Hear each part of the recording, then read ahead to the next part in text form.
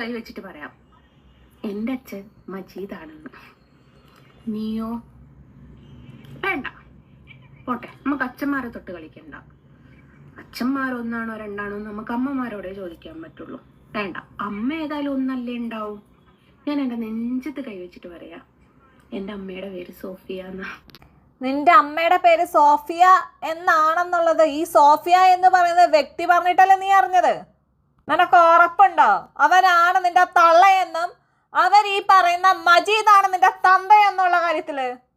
ഒരു മനുഷ്യനെ അഹങ്കാരം എന്ന് പറയുന്ന കാര്യം ആവാം, പക്ഷേ അഹങ്കാരം കൊണ്ട് കണ്ണും തലയും കാണാതിരിക്കുന്ന അവസ്ഥയിൽ ചെവിക്കലടിച്ച് പൊട്ടിക്കണം. അതാണ് ചെയ്യേണ്ടത്.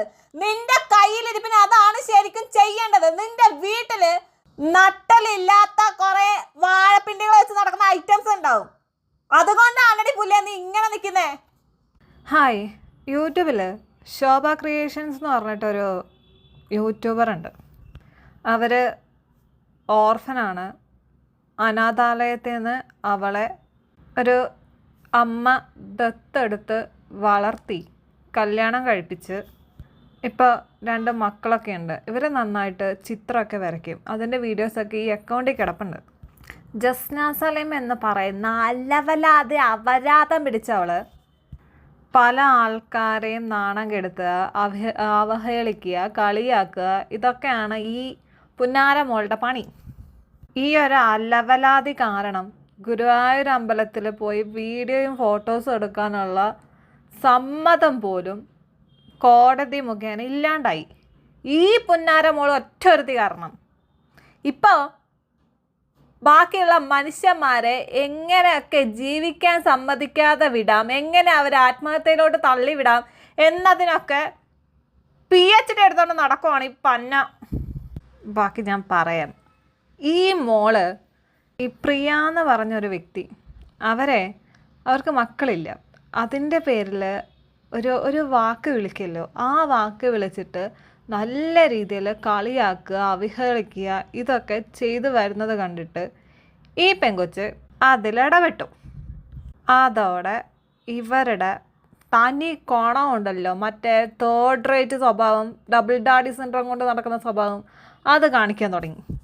സഹിക്കാതായപ്പം ഇവർ ആത്മഹത്യ ചെയ്യാൻ ശ്രമിച്ചു. ഈ പുന്നാരമോള് കാരണം. 10ാം മാസത്തിൽ ഞാൻ അവളെ ജസ്റ്റ് ഒന്ന് വിളിച്ചു. ഇതുപോലെ ഒരു ചേച്ചിയുണ്ട്, പ്രിയ എന്ന പേര്. ലസ്ത പാലക്കലിൻ്റെ കൂടെയൊക്കെ നടക്കുന്നൊരു ചേച്ചിയാണ്. അവർക്ക് കുഞ്ഞുങ്ങളില്ല. ഇവളെപ്പോഴും ആവശ്യമില്ലാത്തൊരു പേര് വിളിക്കും, മക്കളില്ലാത്തവരെ. അരുണും ഇവളും. അന്ന് ആ ചേച്ചിയെ ഞാൻ സഹായിച്ചിട്ടൊക്കെ ഉണ്ട്. അത് എനിക്ക് എൻ്റെ ചേച്ചിയായിട്ട് തന്നെ ഞാൻ കാണുന്നത്. ചേട്ടനെയാണല്ലോ എൻ്റെ സ്വന്തം ചേട്ടനായിട്ടാണ് കാണുന്നത്. കാരണം എനിക്ക് സ്വന്തം എന്ന് പറയാനായിട്ട് അനിയനോ ചേട്ടനോ ചേച്ചിയോ അനിയത്തിയോ അങ്ങനെ ആരും ഇല്ല. ഞാൻ ഒറ്റ മോളാണ്. അതും അവിടെ നിന്ന് തന്നെ എടുത്തോണ്ട് വന്നോണ്ട് മാത്രമേ എനിക്ക് ഒരു അച്ഛനെയും അമ്മയും കിട്ടി. ഇല്ലെങ്കിൽ ഞാൻ അവിടെ അനാഥാലയത്തിൽ കിടക്കത്തേ ഉള്ളായിരുന്നു. ആ ചേച്ചി ഇതുപോലെ ഇരുന്ന് കരഞ്ഞ് വീഡിയോ ചെയ്തായിരുന്നു ലൈവ്. അത് കണ്ടപ്പോൾ എനിക്ക് വിഷമമായിട്ട് ഞാൻ ഇവളെ വിളിച്ചു. പ്രിയയ്ക്ക് പകരം ഞാൻ വന്നാൽ മതിയോ എന്നൊന്ന് ചോദിച്ചു. അവിടെ മുതൽ എന്നെ എന്തെല്ലാം തരത്തി ചീത്ത വിളിച്ചു തുടങ്ങി. അന്ന് മുതൽ എന്നെ ടോർച്ചർ ചെയ്തുകൊണ്ടേ ഇരിക്കുക. ഞാൻ അതുപോലെ തന്നെ അവൾ ചെയ്യുന്ന പോലെയല്ല, ഞാൻ പടം വരയ്ക്കാറുണ്ട്. എല്ലാ പെയിൻറ്റിങ്സും ഞാൻ ചെയ്യാറുണ്ട്. എനിക്ക് ഓർഡർ കിട്ടുന്നുമുണ്ട്. ഇടയ്ക്ക് അത് കഴിഞ്ഞിട്ട് 2002 മാസം ഫെബ്രുവരിയിൽ 26 സമയമായപ്പോഴത്തേക്ക് ഒരുത്തനെ കൊണ്ട് വിളിപ്പിച്ചിട്ട് എൻ്റെ ഡീറ്റെയിൽസ് എടുപ്പിച്ചു. അപ്പോൾ ആ സമയത്ത് എനിക്ക് ചെറിയൊരു ഡൗട്ട് തോന്നി. പോസ്റ്റ് എന്ന് പറയുന്നത് നല്ലത് ആ വ്യക്തിയെക്കുറിച്ച് പറഞ്ഞുകൂടെ എന്ന് പറഞ്ഞപ്പോൾ അങ്ങനെ എനിക്ക് സംശയം തോന്നി. എൻ്റെ ഹസ്ബൻഡിൻ്റെ പേര് ചോദിച്ചപ്പം ഹസ്ബൻഡിൻ്റെ പേര് രഞ്ജിൻ കെ രാജു എന്ന്. ഞാൻ പേര് മാറ്റി പറഞ്ഞു, രഞ്ജിത്ത് എന്ന് പറഞ്ഞു. അന്നേ ദിവസം തന്നെ എവിടെ നിന്നും ഒരു രഞ്ജിത്ത് വിളിച്ചപ്പം എൻ്റെ ഭർത്താവാണെന്നും പറഞ്ഞ് വീഡിയോ ഇട്ടു. സോവയെന്നാണ് എന്നെ വിളിക്കുന്നത്. കഴിഞ്ഞ ദിവസം ആശുപത്രിയിൽ നിന്ന് ഞാൻ ഇങ്ങോട്ട് ഇറങ്ങിയതേ ഉള്ളൂ, ഇവളൊറ്റ ഒരുത്തേ കാരണം. അത് കഴിഞ്ഞിട്ട് എവിടെ നിന്നാണെന്ന് അറിയത്തില്ല. എൻ്റെ ഫുൾ ഹിസ്റ്ററി എടുത്തിട്ട് 35 ദിവസമുള്ളപ്പോൾ എൻ്റെ അച്ഛനും അമ്മയും എന്നെ ലീഗലി അഡോപ്റ്റ് ചെയ്ത് കൊണ്ടുപോകുന്നത് ഇവിടെ. കുടുംബക്കാരെല്ലാവരും ചേർന്ന് എന്നെ എടുത്തോണ്ട് വന്നത്. എന്നെ 35 ദിവസം പ്രായമുള്ളതെന്നും പറഞ്ഞുകൊണ്ട് കളിയാക്കി വീഡിയോ ഇട്ടേക്കുന്നത്. അത് അരുണിന്റെ ഫോട്ടോ ഉള്ള ആ ഒരു വീഡിയോ ഫസ്റ്റ് അവിടെ തുടങ്ങുന്നത്. ആ വീഡിയോ ഒന്ന് കണ്ടു കഴിഞ്ഞിട്ട് ഇവക്കുള്ള പരിപാടിയും ചായയും കൊടുത്തങ്ങ് തുടങ്ങാം. 5 ദിവസം പ്രായമുള്ള നിന്നെ കുത്താൻ ഞാൻ വരുമോ?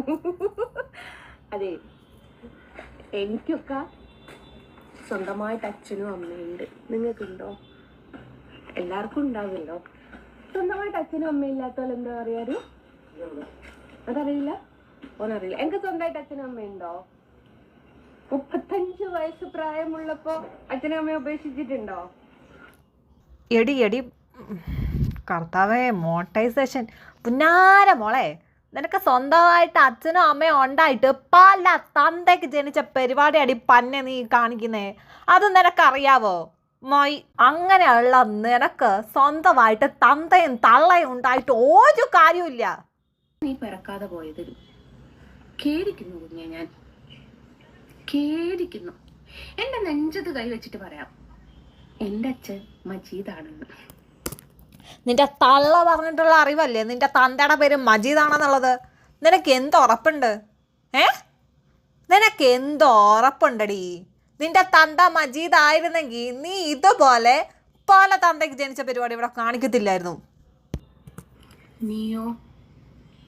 വേണ്ട, പോട്ടെ. നമുക്ക് അച്ഛന്മാരെ തൊട്ട് കളിക്കണ്ട. അച്ഛന്മാരൊന്നാണോ രണ്ടാണോ നമുക്ക് അമ്മമാരോടെ ചോദിക്കാൻ പറ്റുള്ളൂ. വേണ്ട, അമ്മ ഏതായാലും ഒന്നല്ലേ ഉണ്ടാവും. ഞാൻ എൻ്റെ നെഞ്ചത്ത് കൈവച്ചിട്ട് പറയാം, എൻ്റെ അമ്മയുടെ പേര് സോഫിയ എന്നാ. ഈ സോഫിയ പറഞ്ഞിട്ടുള്ള അറിവല്ലുള്ളൂ നിന്റെ തള്ളയുടെ പേര് സോഫിയ എന്നാണെന്നും നിന്റെ തന്ത മജീദും ആണെന്നുള്ള കാര്യത്തില് അല്ലേ? അല്ലാണ്ട് വേറെ ഉറപ്പൊന്നുമില്ലല്ലോ. ഞങ്ങൾക്ക് അതിൽ സംശയം ഉണ്ടടി. പൊല്ലേ, പോയി DNA ടെസ്റ്റ് എടുത്തോണ്ടോ.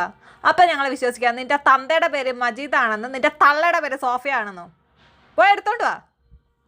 അത് കഴിഞ്ഞിട്ട് എൻ്റെ അമ്മയും അച്ഛനും കൂടെ ഞാനും കൂടെ ചേർന്ന് ഫസ്റ്റ് ഒരു വീഡിയോ ഇട്ട് എല്ലാവരും എന്നെ സഹായിക്കണം, സപ്പോർട്ട് ചെയ്യണമെന്നും പറഞ്ഞു. അത് കുറേ പേര് കണ്ടു, അതവിടെ വിട്ടു.